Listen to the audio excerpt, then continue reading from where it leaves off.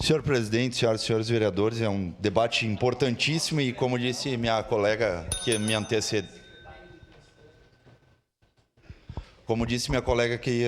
da Anne Mello, acho que tem muito a ser debatido e justamente por isso que nós temos que propor e vamos propor a audiência pública.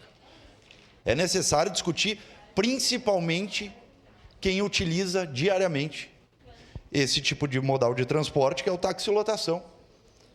Ou seja, e dada a relevância e do debate importantíssimo que nós temos aqui, e que urge, que tem essa urgência de debatermos o quanto antes sobre esse tema, justamente é que estamos convocando pela Comissão de Transportes, de Mobilidade e Transportes, no dia 29/4, quarta-feira da semana que vem, às 19 horas, uma audiência pública neste plenário da Câmara de Vereadores.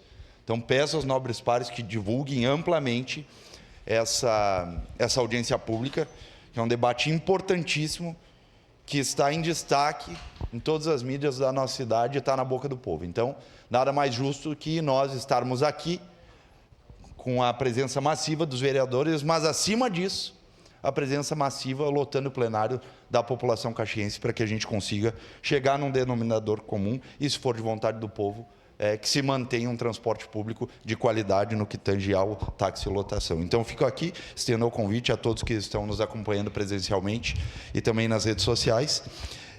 Dia 29/4, quarta-feira da semana que vem, às 19 horas, nesse plenário da Câmara de Vereadores. Seria isso, presidente. Obrigado, vereador Bortola. Próxima vereadora inscrita.